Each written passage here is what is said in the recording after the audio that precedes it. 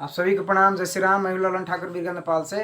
आज के इस वीडियो में हम लोग सीखेंगे, समझेंगे, पढ़ेंगे फाइनल अकाउंट का जो चैप्टर है उसी में के न्यूमेरिकल प्रॉब्लम क्वेश्चन नंबर 3 के हम लोग सॉल्यूशन करने वाले हैं। तो सॉल्यूशन करने से पहले सबसे हम लोग क्या कर देना है कि हम लोग को उसमें ट्रेडिंग अकाउंट बनाना है, प्रॉफिट एंड लॉस अकाउंट बनाना है और बैलेंस शीट बनाना है।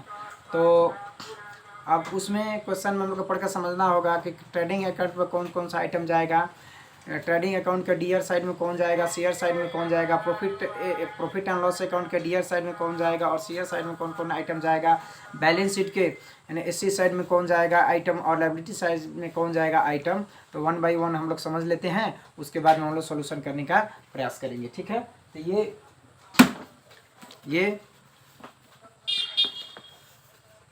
ये प्रिंसिपल ऑफ अकाउंटिंग ग्रेड 11 है। इसी में से लिया गया है, पेज नंबर 372 में से लिया गया है। तो 372 है, 372 में से लिया गया है। क्वेश्चन नंबर 4 है। तो इसमें हम लोग पढ़ लेते हैं। From the following is the trial balance of a trader for the year. 3 number है, 3 नंबर में। From the following trial balance prepare a trading and profit and loss account and balance sheet as on 31 March 2020 है। ठीक है, तो 2020 वाला है। तो अब इसमें हम लोग को देखिए, तो इसमें हम लोग का सबसे पहले ट्रेडिंग अकाउंट के डीआर साइड में कौन कौन आइटम जाएगा तो हम लोग पढ़ लेते हैं। तो ट्रेडिंग अकाउंट में ओपनिंग स्टॉक जाता है। स्टॉक ऑन 1/4/2019 दिया है, 8,000 ओपनिंग स्टॉक होगा। उसके बाद में परचेज होगा 16,000, उसमें से परचेज रिटर्न हम लोग हटा लेंगे। परचेज रिटर्न है 2,520 रुपया। उसके बाद में होगा हम लोग को डीआर साइड में ट्रेडिंग अकाउंट के वेजेज एंड सैलरी है, 400 रुपया। तो हम लोग ट्रेडिंग अकाउंट में जाएगा। कैरिजेज जाएगा डीआर साइड में। और इसमें अब सीआर साइड में ट्रेडिंग अकाउंट में सेल्स जाएगा और सेल्स रिटर्न नहीं है इसमें, तो सेल्स रिटर्न नहीं घटेगा। उसके बाद में हम लोग को क्लोजिंग स्टॉक लिख देना है। तो the value of the stock on 31 March 2020 was RS 8,008 से दिया है। तो क्लोजिंग स्टॉक सीआर साइड में हम लोग रख देंगे। ठीक है, अब देखना है हम लोगों को, पहले हम लोग ट्रेडिंग अकाउंट बना लेते हैं, उसके बाद में प्रॉफिट एंड लॉस हम लोग बनाएंगे। ठीक है, अब यहाँ आते हैं। यहाँ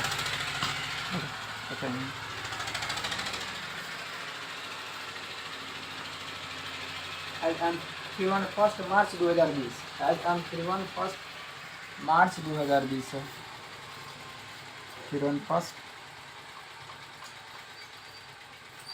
मार्च 2020 है। अब देखिए यहाँ ये न्यूमेरिकल प्रॉब्लम छूट गया है, PROBLE न्यूमेरिकल प्रॉब्लम ना। क्वेश्चन नंबर 3 का सॉल्यूशन है। ये डीआर साइड हो गया। अब इसमें देखना है trading account and profit and loss account as on 31 March 2020 है, सीआर साइड हो गया। अब डीआर साइड में आते हैं यहाँ। टू ओपनिंग स्टॉक 1/4/19 के अर्थ होता है ओपनिंग स्टॉक है। डीआर साइड में 8,000 रुपये लिख दिए। टू परचेज लिख दिए 16,000। लेस परचेज रिटर्न है 2,520। तो 16,000 में से 2,520 हम लोग घटा देंगे तो नेट सेल्स हो जाएगा 13,480 रुपया। अब आते हैं टू वेजेज एंड सैलरी है 400 रुपये डीआर साइड में दिखाएंगे। टू कैरिजेज है 80 रुपया डीआर साइड में दिखाएंगे। अब देखना है यहाँ सीआर साइड में आते हैं। बाई सेल्स है 40,000 रुपये लिख दिए। लेस सेल्स रिटर्न है 1600 रुपये। तो 40,000 में 1600 रुपये घट जाएगा तो नेट सेल्स बचेगा 29,400 रुपया। अब बाई क्लोजिंग स्टॉक है 8,800। अब देखिए सीआर साइड में हम लोगों को यहाँ है CR side amount of trading account है 47,200 रुपया है। तो ये हम लोग को 47,000, 29,400, 8,800 जोड़ेगा 47,200 रुपया हो गया। अब डीआर साइड आते हैं। यहाँ डीआर साइड ये 8,000 है, 13,480 रुपये जोड़ेंगे, 400 रुपया और 80 रुपये जोड़ेंगे तो यहाँ आएगा। यहाँ DR side amount of trading account equal to RS 21,960। तो यानी कि ट्रेडिंग अकाउंट का सीआर साइड ज़्यादा है और डीआर साइड कम है। तो सी आर साइड में से डी आर साइड घटाएंगे, यानी कि ज़्यादा में से कम घटाएंगे तो 25,240 रुपये बचेगा। इसको हम लोग gross profit transfer to P L account लिखेंगे, ये डी आर साइड में होगा। अब आइए यहाँ to gross profit C D transfer to profit and loss account 47,200 minus 21,960 equal to 25,240 रुपया। अब यहाँ 47,200 डी आर साइड में लिख के हिसाब क्लोज कर दिए, आई सी आर साइड में 47,200 रुपये लिख के हिसाब क्लोज कर दिए। अब आना है यहाँ, ये टू ग्रॉस प्रॉफिट है तो प्रॉफिट एंड लॉस अकाउंट के सी आर साइड में हम लोग ट्रांसफ़र कर देंगे by gross profit B D करके 25,240 रुपये हम लोग अब ट्रांसफ़र कर देंगे। अब क्या करना है, यह क्वेश्चन में हम लोग को समझना है। ट्रेडिंग अकाउंट तो बना लिए, अब हम लोग को प्रॉफिट एंड लॉस अकाउंट बनाना है। तो प्रॉफिट एंड लॉस अकाउंट में क्या कर देना है हम लोगों को, कौन item profit and loss account D R side में जाएगा उसको हम लोग को फाइंड आउट करना है। तब इसमें हम लोग को देखना है सैलरीज एंड वेजेज है, तो ये प्रॉफिट एंड लॉस अकाउंट में डी आर साइड में जाएगा, to rent D R side में जाएगा, to trade expenses D R side में जाएगा, to interest D R side में जाएगा। ठीक है, तो इसको हम लोग लिख लेते हैं। और सी आर साइड में कोई भी रिसीव्ड आइटम नहीं है प्रॉफिट एंड लॉस अकाउंट के, तो इसलिए सी आर साइड में नहीं जाने वाला आइटम है कोई। तो आइए यहाँ डी आर साइड में, डी आर साइड में है टू सैलरी एंड वेजेज है 800 रुपया, और टू रेंट है 60 रुपया, टू ट्रेड एक्सपेंसेज है 100 रुपया, और टू इंटरेस्ट है 1 से 20 रुपया। अब देखना है हम लोगों को यहाँ by gross profit B D है 25,240, यहाँ सी आर साइड में हम लोग लिख लिए। तो प्रॉफिट एंड लॉस अकाउंट के सी आर साइड अमाउंट 25,240 हो गया। यहाँ समझना है C R side amount of P L account 25,240 रुपये हो गया।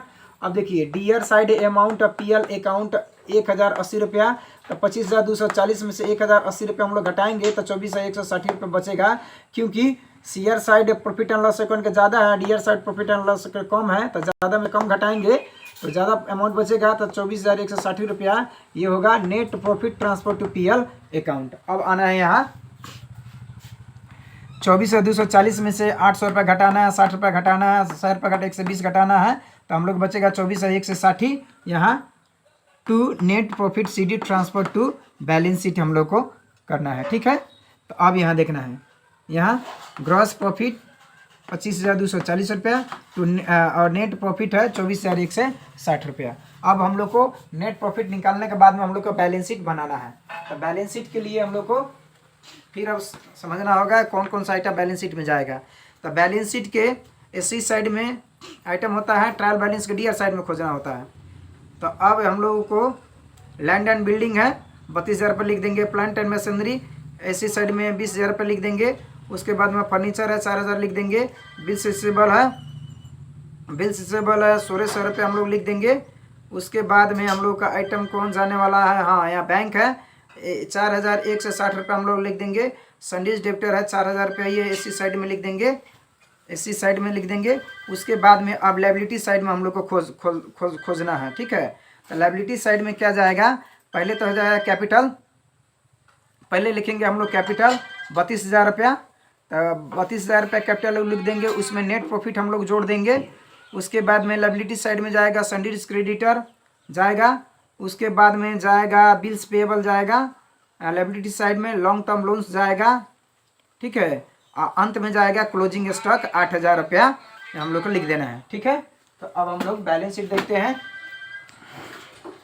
अब आइए यहाँ balance sheet as on 31 March 2020, March 2020 31